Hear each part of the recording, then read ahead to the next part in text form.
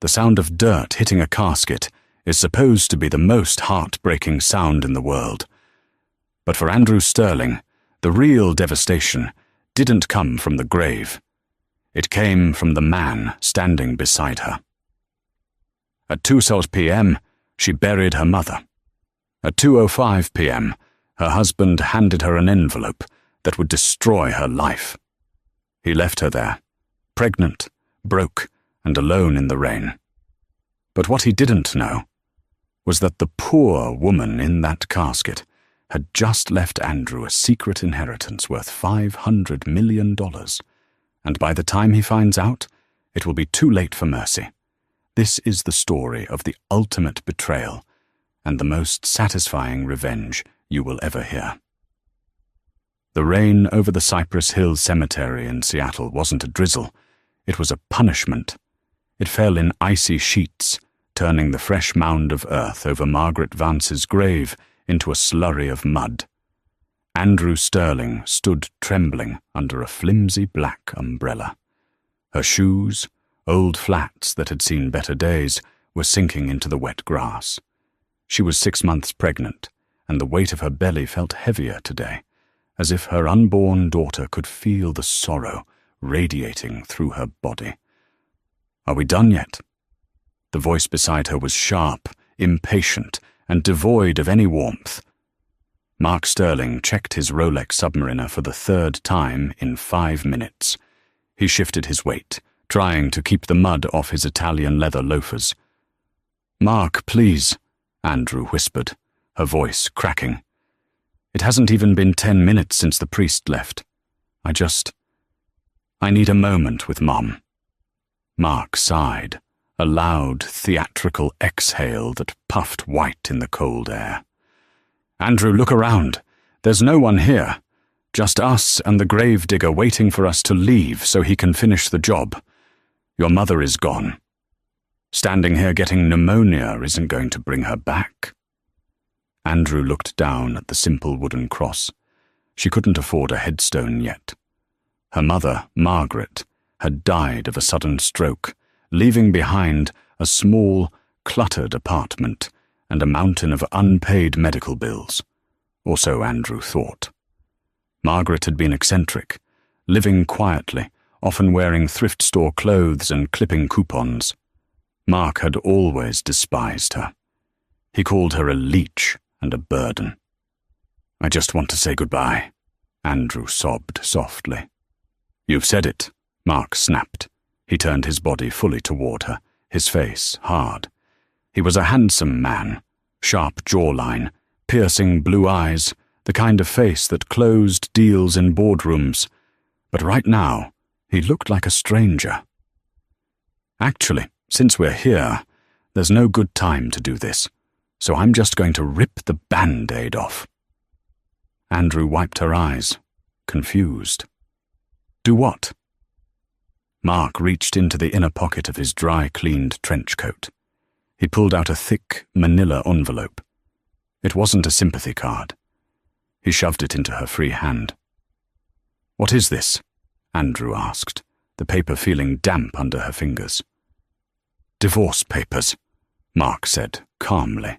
The way he said it was terrifyingly casual, as if he were ordering coffee. "I've signed my portion. My lawyer, James P. Morgan, will be in touch about the logistics. But I want you out of the penthouse by tomorrow evening." The world stopped. The rain seemed to freeze in mid-air. "Mark? What?" Andrew gasped, clutching her stomach. I'm pregnant with your child. My mother just died. We are burying her right now." "I know the timing isn't ideal," Mark said, adjusting his cuffs. "But I can't do this anymore, Andrew. I'm on the verge of making partner at Slightly and Associates. I need a wife who fits that life. A wife who is an asset, not a liability." "A liability!" Andrew cried out, dropping the umbrella. The rain instantly soaked her hair, plastering it to her pale face. "I have supported you for 5 years. I worked 2 jobs while you finished law school. I paid for this suit you're wearing." "And I appreciate that," Mark said coldly. But we've outgrown each other. Look at you, Andrew. You're a mouse. You wear rags. You have no ambition. And frankly, I don't want to be tied to your family's poverty anymore. I don't want our child raised with that failure mindset." "There is someone else, isn't there?" Andrew asked, her intuition screaming. Mark paused. A cruel smirk tugged at the corner of his mouth. "Sarah. She's the daughter of the senior partner. She gets me, Andrew. She understands the world I live in." Sarah, the woman Mark had hired as a consultant 3 months ago. The woman who smiled too much at him at the Christmas party. "You're leaving me and your unborn son for your boss's daughter?" "I'm securing my future," Mark corrected. "I've left you $5,000 in the joint account. Consider it severance. Use it to find a place. Maybe go back to that small town you came from. It suits you better." He turned around and began walking toward his silver BMW X5, parked on the asphalt path. "Mark, you can't leave me here." Andrew screamed, the wind tearing the sound from her throat. "I don't have a car! Mark!" He didn't look back. He got into the luxury SUV, the engine roared to life, and he drove away, splashing muddy water onto the grass as he sped toward the exit. Andrew fell to her knees in the mud. She clutched the envelope to her chest, wailing. She had lost her mother and her husband in the span of 24 hours. She was alone, cold, and carrying a life she no longer knew how to support. She stayed there for what felt like hours, shivering so violently her teeth rattled. She didn't hear the crunch of tires on gravel until the car was right behind her. It wasn't Mark coming back. It was a vintage, black Rolls-Royce Phantom. A chauffeur stepped out with a large black umbrella, followed by an older man in an impeccable charcoal suit. He had silver hair, wire-rimmed glasses, and carried a leather briefcase that looked older than Andrew. He walked over to where Andrew was kneeling in the mud. He didn't say a word at first. He simply held the umbrella over her, shielding her from the downpour. "Mrs. Sterling?" the man asked. His voice was deep, gravelly, and kind. Andrew looked up, her mascara running down her cheeks. Who are you?" "My name is Harrison Thorne," the man said. "I was your mother's personal attorney for the last 40 years. Andrew blinked, wiping rain from her eyes. "My mother didn't have an attorney. She worked at a bakery. She barely had enough money for rent." Harrison Thorne smiled, a small, secretive smile that didn't quite reach his eyes. He offered her a hand to help her up. "That, my dear, was exactly what Margaret wanted everyone to believe. Please come into the car. We have a lot to discuss, and you shouldn't be out in this cold. The heir to the Vance dynasty simply cannot catch a cold."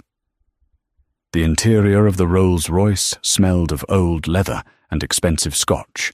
The heating was on, wrapping Andrew in a cocoon of warmth that made her skin prickle.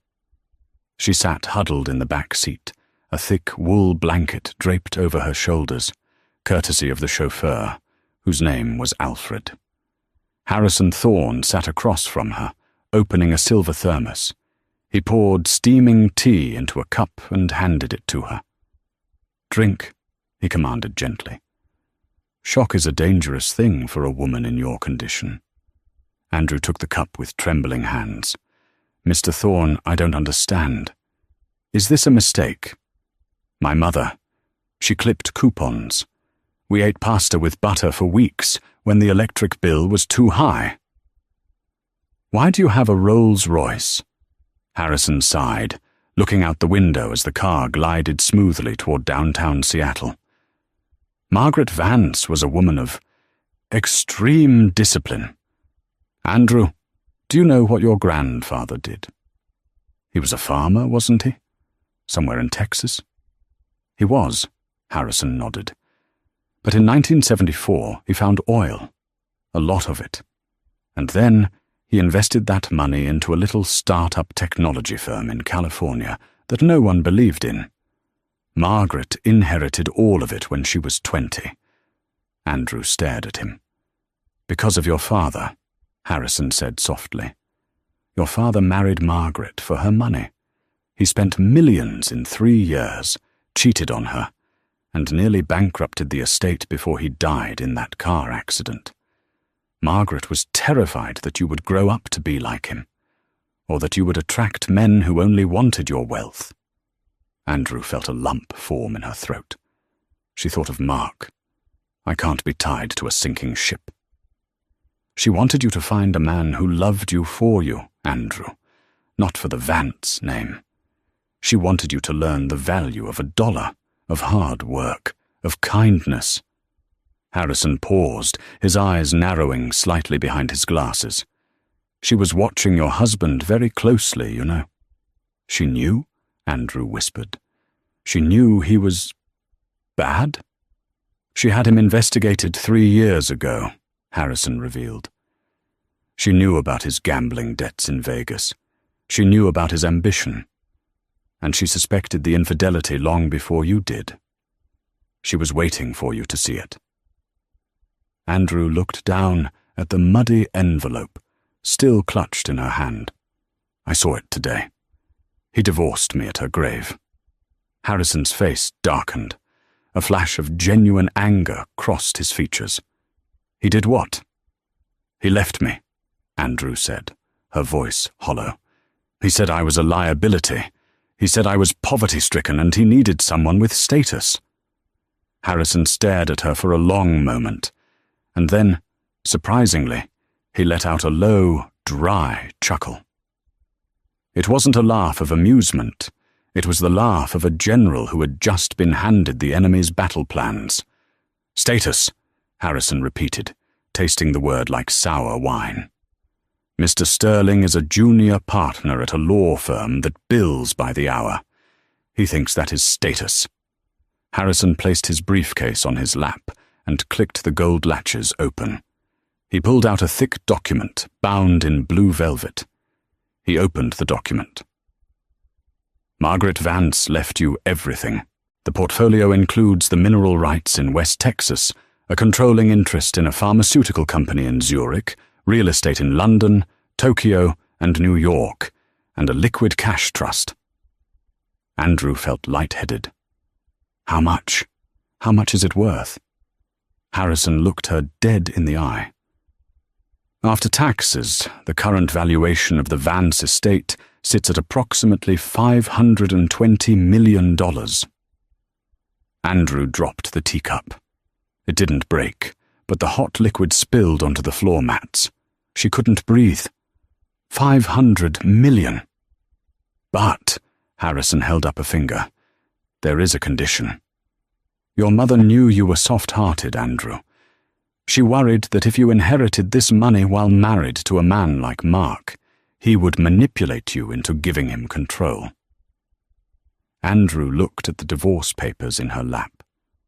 Mark had just handed her the key to the fortune. By divorcing her, he had fulfilled the condition. He did it himself," Andrew whispered. "Precisely," Harrison said. "Technically, since he filed the papers before you claimed the inheritance, and since Washington is a community property state, but inheritances are generally separate, especially with this specific trust structure, he is entitled to exactly 0 cents of this money." Harrison leaned forward. "However, nobody knows this. To the world, Margaret Vance died poor. To Mark, you are a destitute single mother.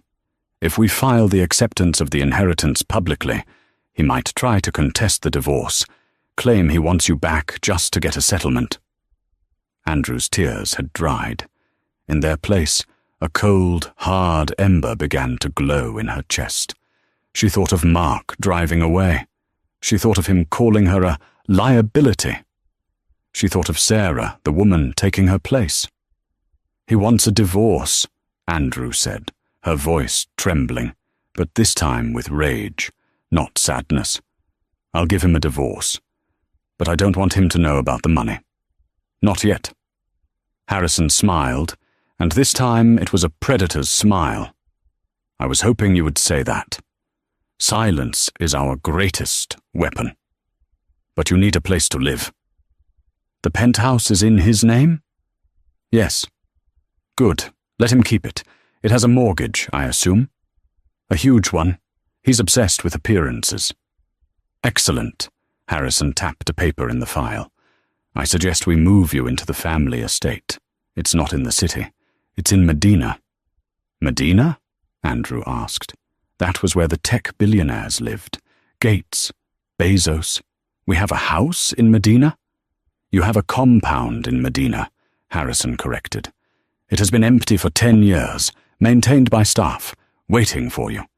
But first—" Harrison looked at her muddy dress, her worn shoes, her messy hair. "If we are going to go to war, Mrs. Sterling, or should I say, Ms. Vantor, we need to armor you up. Mark Sterling broke Andrew, but he has never met the woman who is about to take his place." Harrison picked up the car phone. "Alfred, take us to the Four Seasons, and call the personal shopper at Bergdorf's. We need a full wardrobe sent to the presidential suite. Maternity, but fierce." Andrew touched her stomach. "He said he wanted a future," she whispered to the rain streaking the window. "I'm going to buy his future." 3 days after the funeral, Andrew walked into the sleek, glass-walled offices of Slightly and Associates. She wore a grey woolen cardigan that was slightly too big, frayed jeans and sneakers. She looked exactly like what Mark wanted her to be, defeated, poor, and insignificant. The receptionist, a young woman with perfectly highlighted hair, looked at Andrew with barely concealed disdain. "Delivery goes to the service entrance in the back." "I'm here to see Mark Sterling," Andrew said softly, clutching her purse. "I'm his wife." The receptionist blinked, her eyes scanning Andrew's outfit. "Oh, the wife? Right. He's in conference room B. He said to send you straight in. He's in a hurry." Andrew walked down the corridor. She could feel the eyes of the paralegals and junior associates on her. They all knew. In a firm like this, gossip travelled faster than wire transfers. They knew Mark was dumping his pregnant wife for the boss's daughter. They probably had a betting pool on whether she would cry. She pushed open the heavy oak door. Mark was sitting at the head of a long mahogany table. Next to him sat a man who looked like a bulldog in a suit, James P. Morgan, his divorce lawyer. And sitting in the corner, looking at her phone, was Sarah. Sarah was blonde, beautiful, and wearing a dress that cost more than Andrew's old annual salary. When Andrew entered, Sarah didn't even stand up. She just smirked. "You're late," Mark said, not looking up from his papers. "I have a lunch meeting at 1. "I had to take the bus," Andrew lied. Her Rolls-Royce was actually parked 3 blocks away, with Alfred guarding it like a hawk. "Here is the settlement." James P. Morgan slid a document across the table. "As discussed, Mark provides a lump sum of $5,000. No alimony. No claim on his future earnings. You get full physical custody of the child, but Mark retains visitation rights at his discretion." "Visitation rights?" Andrew asked, her voice trembling slightly. "You want to see the child?" "Standard legal language," Mark said dismissively. "I doubt I'll have much time, what with the partnership track and our new life." He glanced at Sarah. "But it looks good on paper to have the option." It took every ounce of Andrew's strength not to lunge across the table. "It looks good on paper." That was all her child was to him. A clause, a footnote. "And if I sign this," Andrew said, "we are done? Completely?" "Irrevocably," James said. "The moment the judge stamps this, you are legal strangers." Andrew picked up the pen. Her hand hovered over the paper. "Mark," she said, looking him in the eye, Are you sure? Once I sign this, you can never come back, no matter what happens." Mark laughed. It was a cold, pitying sound. "Andrew, look at you, and look at me. Trust me, I'm not coming back. Just sign the papers so we can all move on." Sarah giggled in the corner. "Ideally before my lunch reservation. Please?"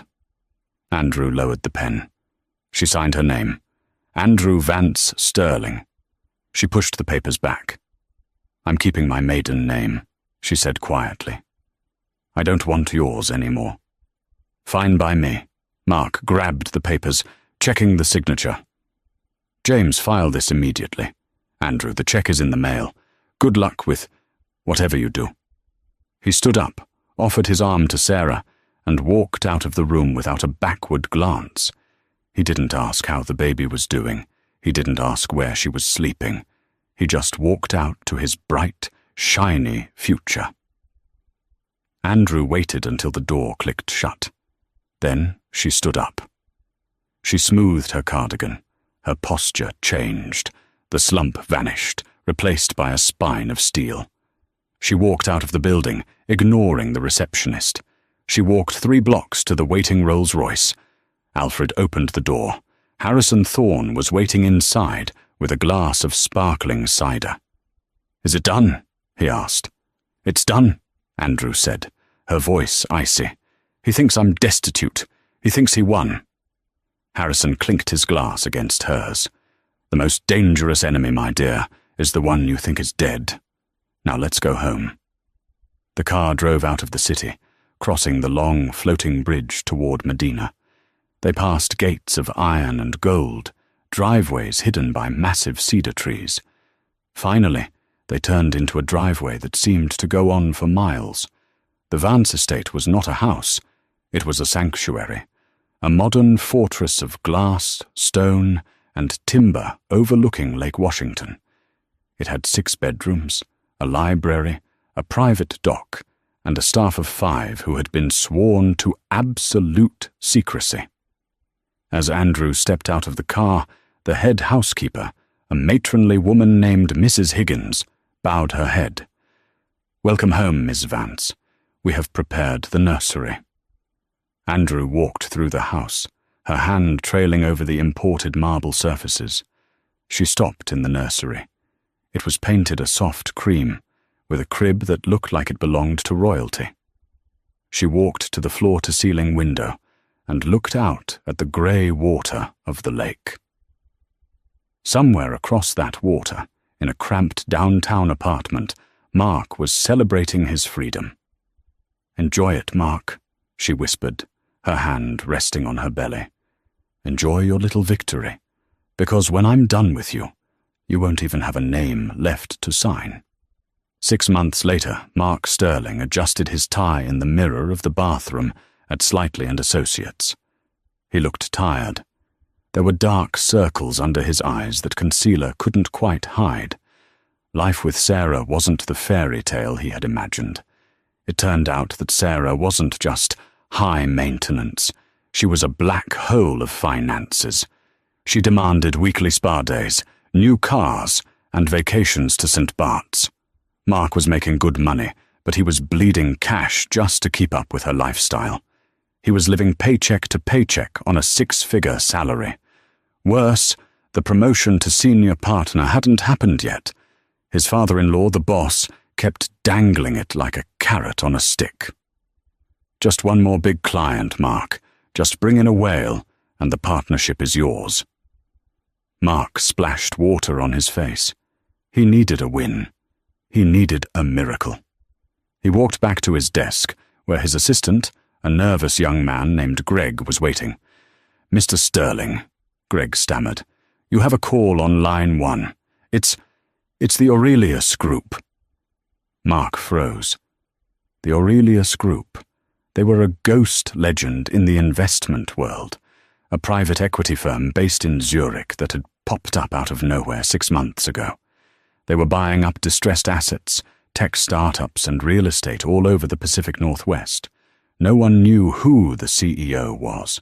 They only knew that Aurelius had deeper pockets than God. Mark snatched the phone. "This is Mark Sterling."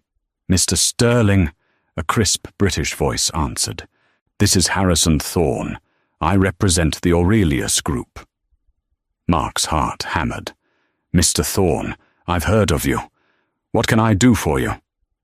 "We are looking for local counsel in Seattle," Harrison said smoothly. "We are planning a hostile takeover of a shipping logistics company, and we need a lawyer who is aggressive. Someone who doesn't mind getting their hands dirty." "Your name came up." Mark puffed out his chest. "I'm your man, Mr. Thorne. Aggressive is my middle name." "Excellent. However, the Aurelius Group values privacy above all else. You will report directly to me. You will never meet the board of directors, and you will prioritize our cases above all other clients. In exchange, we are prepared to put you on a retainer of $50,000 a month, plus billable hours." 50,000. That was more than his base salary. It was enough to pay off his credit cards, buy Sarah the diamond necklace she was nagging him about, and finally secure the partnership. "I accept," Mark said, almost too quickly. "When do we start?" "Immediately," Harrison said. "I'm sending over the files now. Do not fail us, Mr. Sterling. The chairman of Aurelius is unforgiving." Mark hung up the phone and punched the air. "Yes!" He didn't know that 3 miles away, in the sun-drenched study of the Vance estate, Harrison Thorne put the phone down and looked at the woman sitting in the high-backed leather chair. Andrew looked nothing like the woman in the cemetery. The extra weight from the pregnancy was gone, replaced by a lean, athletic physique honed by a private trainer.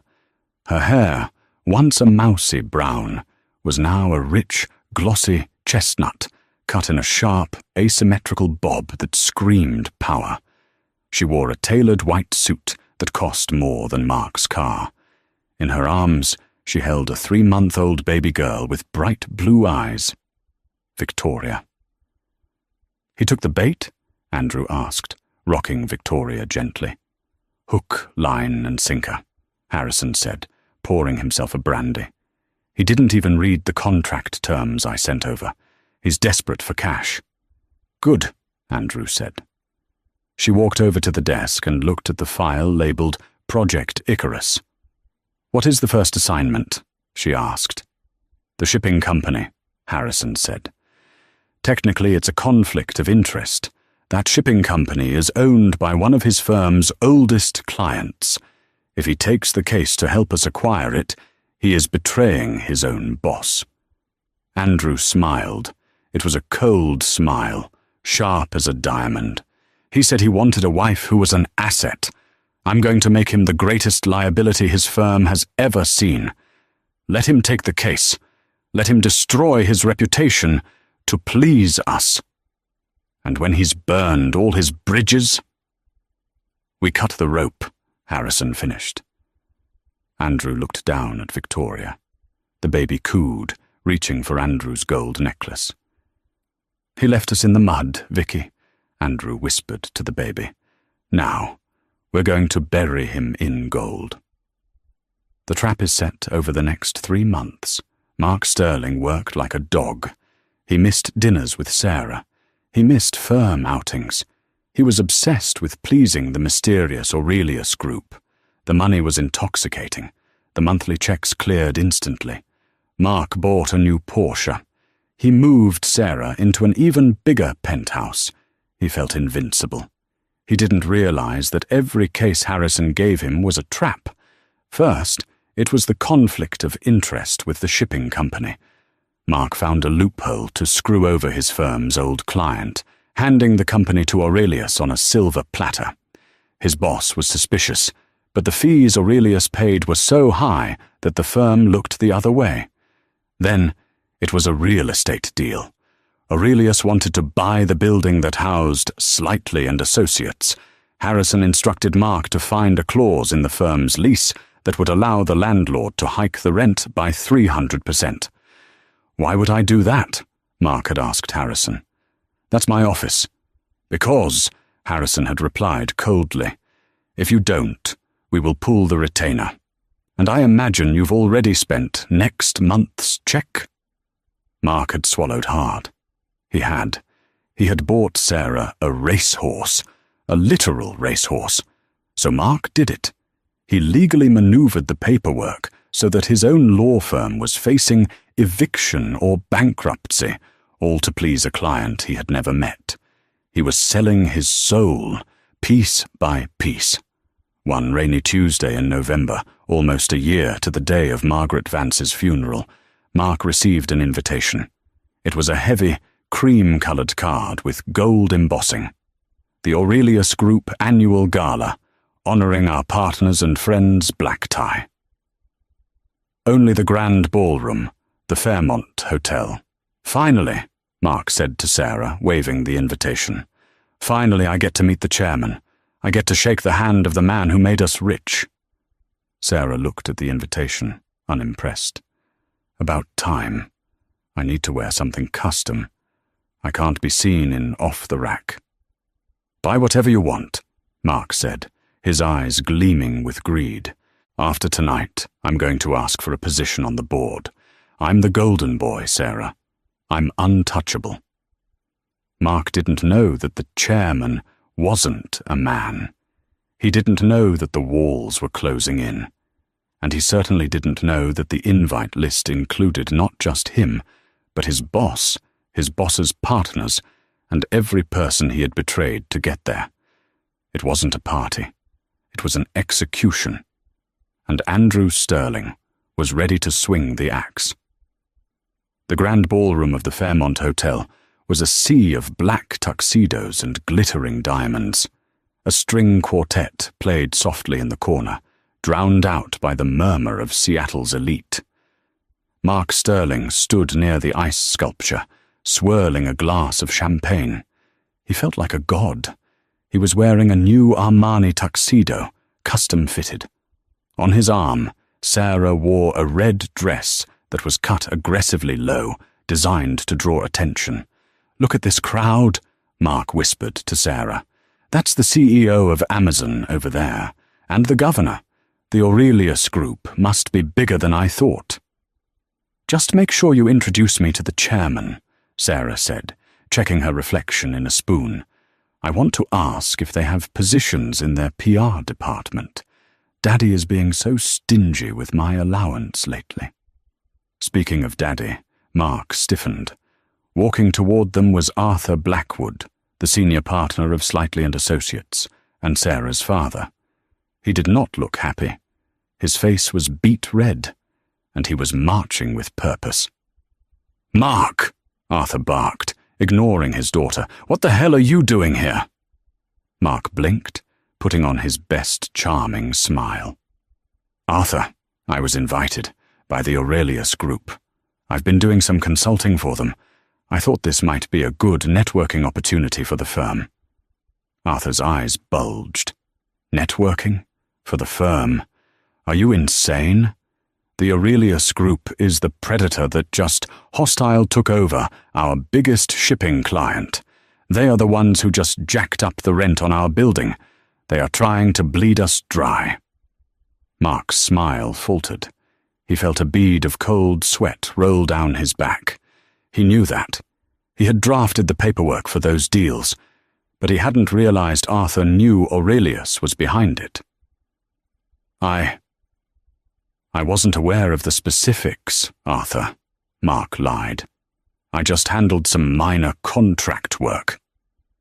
"Well, you better hope it was minor," Arthur hissed, "because I'm going to find out who is running this shadow company, and I'm going to sue them into the Stone Age, and if I find out anyone in my firm helped them—" He left the threat hanging in the air. Suddenly, the lights in the ballroom dimmed. A spotlight hit the stage. The chatter died down instantly. Harrison Thorne walked onto the stage. He looked distinguished, powerful, and utterly in control. "Ladies and gentlemen," Harrison's voice boomed over the speakers, "distinguished guests, victims." A ripple of nervous laughter went through the crowd. "Victims? Tonight," Harrison continued, is a night of revelation. For the past year, the Aurelius Group has been operating in the shadows. We have acquired assets. We have corrected market inefficiencies. And we have tested character. Harrison scanned the room. His eyes seemed to lock onto Mark for a split second. Many of you have wondered who is behind the Aurelius Group. Rumors have swirled. Is it a foreign prince? A tech algorithm? A faceless board of directors? Mark leaned forward, his heart pounding. Here it is. The big man. The truth is, Harrison said, stepping aside, the Aurelius Group was founded on a single principle. The true power doesn't roar, it waits. Please welcome the chairwoman and sole owner of the Aurelius Group, Ms. Andrew Vance. The heavy velvet curtains parted. Mark dropped his champagne glass. It shattered on the marble floor, the sound echoing in the silence. Walking out onto the stage was Andrew. But it wasn't the Andrew he knew. It wasn't the woman in the muddy funeral clothes. It wasn't the mouse who apologized for existing. This woman was a goddess. She wore a floor-length gown of midnight blue velvet that hugged every curve, shimmering under the lights like deep water. Around her neck sat a diamond necklace that was so large it looked heavy, the Star of the South, worth $12 million. Her dark hair was swept up in a regal chignon. Her makeup was flawless, highlighting eyes that burned with a cold, terrifying intelligence. She walked to the microphone. She didn't look nervous. She looked bored. "Andrew?" Mark wheezed. The room spun. That's Andrew." "Who?"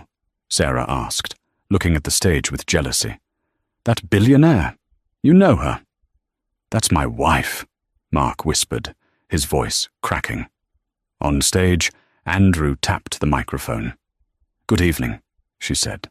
Her voice was smooth, confident, recognizing no one. "Thank you all for coming. A year ago, I stood in a graveyard in the rain, with nothing but $5,000 and a broken heart.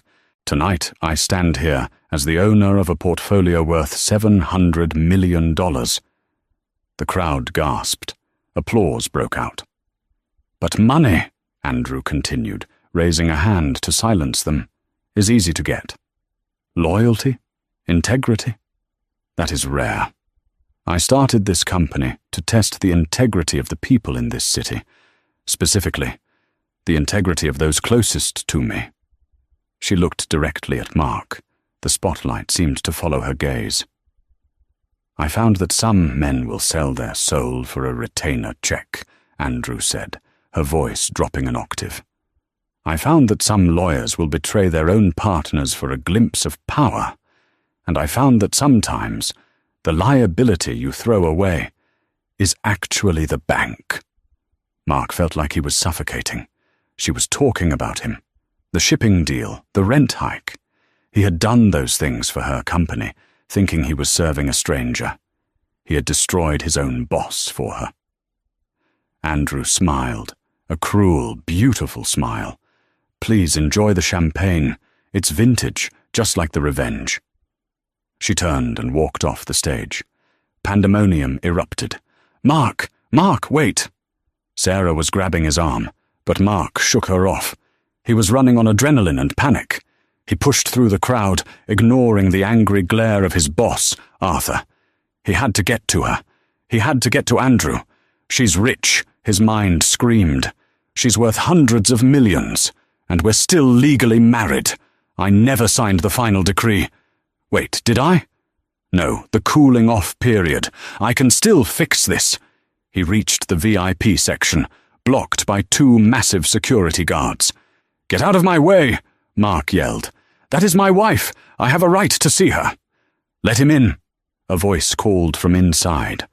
The guard stepped aside. Mark stumbled into a private lounge. Andrew was sitting on a velvet sofa, sipping water. Harrison Thorne stood behind her like a sentinel. Andrew didn't stand up. She looked at him over the rim of her glass. "Hello, Mark. You look sweaty. Is the tuxedo a rental?" Andrew, Mark panted, falling to his knees in front of her. Andrew, oh my God, why didn't you tell me? Why did you hide this? Would it have mattered? Andrew asked coolly. If I had told you at the funeral, would you have stayed? Or would you have stayed for the money? I would have stayed because you're my wife, Mark lied, reaching for her hand. Andrew pulled it away as if he were diseased. We're not married, Mark, she said. The divorce was finalized 3 months ago. You were so busy with the Aurelius work that you didn't even read the final decree notification sent to your office. You let it default. We can get remarried, Mark pleaded. He looked pathetic. The arrogance was gone, replaced by naked greed. We have a child, a daughter. I want to be a father, Andrew. I want to be a family. Andrew laughed. It was a dark sound. Harrison, she said, show him. Harrison stepped forward and dropped a thick file onto the table. What is this? Mark asked. This, Harrison said, is a compilation of every email, every contract, and every transaction you facilitated for the Aurelius Group over the last 6 months. It details how you knowingly acted against the interests of your employer, Slightly and Associates. It proves you violated your fiduciary duty. It proves you committed legal malpractice and fraud. Mark went pale. You hired me to do that. You tricked me. I offered you a rope, Andrew corrected. You chose to hang yourself with it. You didn't have to take the shipping case. You didn't have to screw over your boss on the rent deal. You did it for the money. You did it because you have no moral compass. The door to the VIP lounge banged open. Arthur Blackwood stormed in, followed by Sarah. There you are, Arthur roared at Mark. I just spoke to Mr. Thorne's associate outside. Is it true? Did you represent the company that was attacking our firm? Did you double-cross me, Mark? Mark scrambled up, looking between Andrew and Arthur. Arthur, please, let me explain.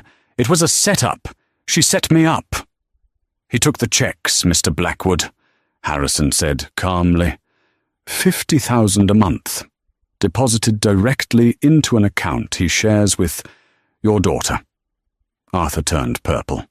He looked at Mark with pure disgust. You are fired. Get out of my sight. I will have your license revoked by morning. You will never practice law in this state again. Arthur, wait! Mark cried. He turned to Sarah. Sarah, baby, tell him! We're a team! Sarah looked at Mark. She looked at his sweating face, his desperation. Then she looked at Andrew, sitting there like a queen in diamonds. Sarah did the math. Mark was fired. He was about to be disbarred. He was broke. Don't touch me, Sarah sneered, stepping back. You're a loser, Mark. I told you I needed a winner. I'm going home with Daddy. Sarah turned and walked out. Arthur followed, stopping only to spit on the floor near Mark's shoes. Mark was alone. He stood in the center of the room, his life incinerated in the span of 5 minutes. He had lost his job, his career, his mistress, and his status. He turned slowly to Andrew. You ruined me, he whispered. You planned this. You evil. I didn't ruin you, Mark, Andrew said, standing up finally. She towered over him in her heels. I just let you be yourself. She picked up her clutch. Oh, and one last thing, she said, stopping at the door. The penthouse? Aurelius bought the mortgage note last week. We're foreclosing. You have 24 hours to vacate. I'd suggest you start packing. It's going to rain tomorrow. Andrew walked out, Harrison following close behind. Mark Sterling collapsed onto the velvet sofa, burying his face in his hands. Outside, the applause for the chairwoman continued, loud and thunderous. The slide from the penthouse to the pavement wasn't a free-fall. It was a grinding, agonizing descent that stripped Mark Sterling of every layer of his identity. It started the morning after the gala. The foreclosure notice on the penthouse door was neon orange, a garish scream against the expensive mahogany wood. Mark stood there in his hallway, surrounded by half-packed boxes, realizing that the silence of the apartment was the sound of his life collapsing. He had tried to fight, of course. He was a lawyer. He knew how to file motions, how to delay, how to bluff. But he wasn't fighting a bank. He was fighting the Aurelius Group. Every motion he filed was met within an hour by a team of 10 attorneys who buried him in paperwork he couldn't afford to read, let alone answer. Then came the disbarment hearing. It was the final nail in the coffin. Slightly and Associates didn't just fire him, they crucified him. The evidence Harrison Thorne had compiled, the emails, the secret accounts, the conflicts of interest, was irrefutable. Mark stood before the ethics board, a man who once wore $3,000 suits, now wearing a wrinkled shirt because he couldn't afford the dry cleaner. When the gavel came down, revoking his license, it sounded like a gunshot. He sold the Porsche, then the Rolex, then the Italian leather furniture. He moved from the penthouse to a condo, then to an apartment, and finally to a basement studio in South Seattle that smelled perpetually of damp concrete and mildew. Mark Sterling, the man who had divorced his wife because she was a liability, had become the very thing he despised. A failure. 5 years later, November in Seattle is unforgiving. The rain is cold, constant, and seeps into the bones. Mark stood in the loading bay of Pete's Auto Parts, shivering in a blue windbreaker that was 2 sizes too small. He was 40 years old, but he looked 55. His hair had thinned to a wispy retreat, and his face was puffy from a diet of instant noodles and cheap beer. The sharp, predatory glint in his eyes was gone, replaced by a dull, watery haze of resentment. "Sterling, move it!" Mark flinched. His manager, a 24-year-old kid named Kyle with a neck tattoo and an attitude problem, leaned out the door. "The inventory count on the brake pads is off again." Kyle spat, chewing on a toothpick. "You can't even count to 10, old man. Fix it, or don't bother coming in tomorrow." "I'm on my lunch break, Kyle," Mark muttered, clutching a styrofoam cup of lukewarm coffee. "I don't care. You're lucky I hired you with your record. Now get to work." Kyle slammed the door. Mark stood alone in the cold, staring at the grey asphalt. He remembered a time when junior associates trembled when he walked into a room. Now, he was being bullied by a kid who hadn't even finished community college. He turned on the small portable radio he kept on the loading dock. He needed noise to drown out his thoughts. Mark froze. The coffee cup slipped from his hand, splashing onto his worn-out sneakers. Vance Sterling. The name echoed in his head like a church bell. She had kept his name. His heart began to hammer against his ribs, a frantic, desperate rhythm. Why would Andrew name $100 million building Sterling? She hated him. She had destroyed him. Unless she didn't hate him anymore. Hope is a dangerous thing for a desperate man. In Mark's mind, starved for affection and status, the logic twisted. It's been 5 years, he thought. Maybe the anger has faded. Maybe she realizes that a child needs a father. Maybe she kept the name because, deep down, she misses the family we were supposed to be. He looked down at his grease-stained hands. "She kept the name," he whispered. He didn't think. He didn't plan. He just reacted. He ripped off the blue windbreaker and threw it into the dumpster. He walked out of the loading bay, ignoring Kyle's shouting from the office window. He had to get to First Hill. The pilgrimage. He didn't have a car, and he didn't have Uber money. He took 2 buses, sitting in the back, squeezed between a teenager with a boombox and a woman with wet grocery bags. Mark stared at his reflection in the dark window. He tried to smooth his hair down with spit. He buttoned his cheap polyester shirt all the way to the top, trying to look respectable. "I look rough," he admitted to himself. "But Andrew will understand. She knows what it's like to be down. She was poor once. She'll see that I've paid my penance."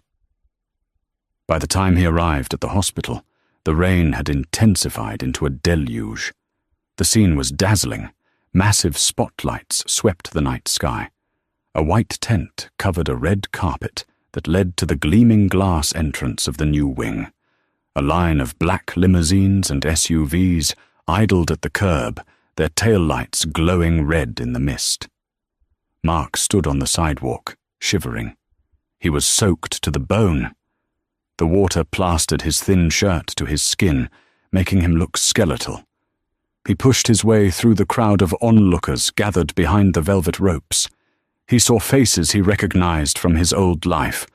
Judges, CEOs, socialites. They walked past him without a glance, their eyes sliding over him as if he were part of the scenery, just another homeless man in the city. "Ladies and gentlemen," a voice boomed over the speakers, "please welcome the benefactor of this new center, Ms. Andrew Vance." The crowd applauded. The door of the lead limousine opened.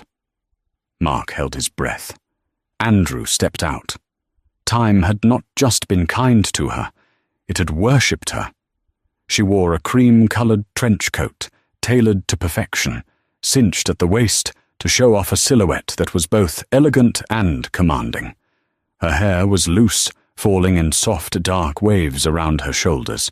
She radiated a calm, untouchable power. But she wasn't alone. Holding her hand was a little girl. Mark felt the air leave his lungs. The girl was 5 years old. She had blonde curls that bounced as she walked, and bright, curious blue eyes. She was dressed in a navy peacoat with shiny gold buttons. She looked like an angel. Victoria. Mark's knees went weak. That was his daughter, the child he had called a liability, the child he had refused to visit.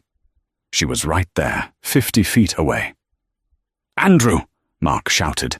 His voice was hoarse, cracking under the strain. The rain swallowed the sound. Andrew was smiling at the photographers, guiding Victoria toward the podium. "Andrew, it's Mark!" He lunged forward. He ducked under the velvet rope, stumbling onto the red carpet. "Hey, back off!" A security guard, a massive man with an earpiece, moved with terrifying speed. He grabbed Mark by the shoulder and shoved him back. "Get off me!" Mark screamed, thrashing against the guard's grip. "That is my wife! That is my daughter! Andrew, look at me!" The commotion rippled through the orderly event. The photographers turned their lenses away from the ribbon cutting and toward the struggle. Flashbulbs popped, blinding Mark. Andrew stopped. She didn't flinch. She simply paused, her hand tightening protectively on Victoria's shoulder. She turned slowly. The silence that fell over the entrance was heavy. The only sound was the hissing of the rain and Mark's ragged, desperate breathing. "Andrew!" Mark gasped, water dripping from his nose. "I saw the sign, Vance Sterling. You kept my name." Andrew looked at him. Her expression was unreadable. It wasn't angry. It wasn't sad. It was the polite, distant expression one might give to a stranger who had just interrupted a dinner conversation. She took a few steps closer, pulling Victoria with her. Harrison Thorne, faithful as ever, stepped up beside her, holding a large black umbrella over them. "I didn't keep the name for you, Mark," Andrew said softly. Her voice was calm, carrying effortlessly in the quiet air. "I kept it because it belongs to her." She looked down at Victoria. "She is a Sterling. It is her birthright. You gave her that name, and then you gave her nothing else." "I can change that," Mark pleaded, reaching out a trembling hand. "I've changed, Andrew. Look at me. I've lost everything. I'm working at an auto parts store. I'm living in a basement. I've paid for what I did. Please, just let me see her. Let me be a father." Victoria hid behind Andrew's coat, peeking out at the wet, shouting man. "Mummy? Who is that?" she asked. Her voice was small, innocent, and terrified. Mark's heart stopped. "Tell her," he prayed. "Tell her I'm her daddy. Tell her I'm sorry." Andrew knelt down on the red carpet, ignoring the dampness on her expensive coat. She didn't look at Mark, she looked only at her daughter. She smoothed a curl away from Victoria's forehead with a gentle hand. "Do you remember I told you that sometimes people make bad choices?" Andrew asked the child. Victoria nodded. "And do you remember I told you that sometimes we have to let go of things that hurt us, so we can make room for things that make us happy?" "Yes, Mummy." Andrew stood up. She looked at Mark one last time. Her eyes were clear, dry, and utterly final. There was no hate left in them, only a vast, empty indifference. "That man," Andrew said to her daughter, "is a ghost from a very old story. He's nobody we know." Mark felt his soul shatter. "Nobody we know." "Harrison," Andrew said, turning away. "Let's go inside. It's cold out here." "Andrew, no!" Mark screamed. The security guard shoved him back, hard. Mark stumbled, his feet slipping on the wet pavement. He fell onto the concrete, scraping his palms raw. He looked up from the ground. The glass doors of the Vance Sterling Pediatric Center were sliding open. Warm, golden light spilled out, illuminating the rain like a beacon of heaven he was forbidden to enter. He watched as Andrew and Victoria walked into the light. Victoria didn't look back. The doors slid shut. The final mercy. The crowd began to disperse, uncomfortable with the scene they had just witnessed. The paparazzi checked their photos, realizing the crazy guy wasn't worth the headline, and moved on. Mark stayed on the ground, the water soaked through his pants, chilling him to the marrow. He was shivering so violently his teeth chattered. He had expected anger. He could have fought against anger. Anger meant he still mattered. But indifference? Being erased from his own daughter's history? That was a wound that would never heal. He heard the click of polished shoes on the pavement. He looked up. Harrison Thorne was standing over him. The old lawyer looked down with a gaze that wasn't unkind, but it was devoid of pity. It was the look of a man who balances ledgers. "Mr. Sterling," Harrison said. She named the building after me," Mark mumbled, delusional to the bitter end. "She named it after the daughter she raised alone," Harrison corrected. "You were merely the biological necessity. A transaction." Harrison reached into his breast pocket. He pulled out a leather wallet. Mark watched, mesmerizingly. Was he going to offer him a check? A settlement? $10,000 to go away? Harrison pulled out a single bill. He bent down and tucked it into the pocket of Mark's soaked, grease-stained shirt. What is this?" Mark whispered. $5, Harrison said. "Bus fare. Andrew mentioned that she remembered the day you left her at the cemetery. You left her $5,000 to start a new life. Since you are now worth approximately 1,000th of the man you were then, the math seemed appropriate." Harrison straightened his coat. "Do not come back, Mr. Sterling. The next time, the security won't be so gentle." Harrison turned and walked toward the hospital entrance, the umbrella shielding him from the storm. Mark sat alone, in the rain. He reached into his pocket and pulled out the bill. A crumpled $5 bill. Lincoln's face stared back at him. He looked at the towering glass building, glowing with warmth and life. He looked at the name Vance Sterling, etched in steel above the door. It was a monument to the family he had created, and the family he had thrown away for a promotion that never came. He tried to stand up, but his legs were heavy. He was cold. He was so incredibly cold. Mark laughed. It was a broken, jagged sound that turned into a sob. He curled in on himself on the wet pavement, clutching the $5 to his chest as the Seattle rain washed over him, cleansing the street of the dirt, the grime, and the ghosts. And that is the tragic, satisfying reality of karma. Mark thought he could discard a human being like trash because she didn't fit his aesthetic, only to find out that she held the keys to the very kingdom he was desperate to enter. He spent his life chasing gold, but in his greed, he threw away the diamond. What do you think? Did Mark deserve to be completely cut out of his daughter's life, or was Andrew too harsh in the end? I want to hear your thoughts in the comments below. I read every single one. If you enjoyed this story of betrayal and ultimate justice, please smash that like button. It really helps the channel grow.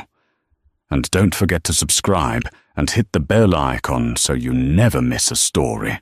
Thanks for watching.